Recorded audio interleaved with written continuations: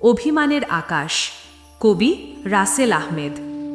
যোগাযোগ না থাকলে প্রকৃতি ফেরার রাস্তা বন্ধ করে দেয়। একসময় একই আকাশের নিচে থেকেও মানুষ হারিয়ে যায় অনেক দূরে। মানুষের অভিমান বড় ভয়ঙ্কর। এক আকাশ অভিমান মানুষকে এক আকাশের নিচে থেকেও আর এক হতে দেয় না। প্রকৃতি তো শূন্যস্থান পছন্দ করে না, তাই সে শূন্যতায় কাউকে না কাউকে এনে বসায়, যেভাবে বাতাস পূরণ করে ফাঁকা ঘর। এই যে তুমি অভিমান করে চলে গেলে, আমি তবুও দিন গুনেছি। অপেক্ষার প্রতিটি মুহূর্তে তোমার ছাড়া খুঁজেছি। বৃষ্টি ভেজা জানালার কাছে, চাঁদের আলোয়, রাতের নিস্তব্ধতায়।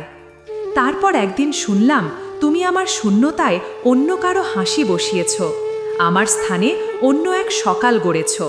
শুনে যদি চোখের কোণে জল গড়িয়ে পড়ে, তবু কি আর করার? বাস্তবতা তো নির্মম এক শিক্ষক। সে শেখায় সব অভিমান একদিন সময়ের কাছে হারে, সব অপেক্ষা একদিন ফুরিয়ে যায়, তবু কিছু স্মৃতি থেকে যায় একই আকাশের নিচে, অদূর কোথাও, তোমার আমার মাঝখানে।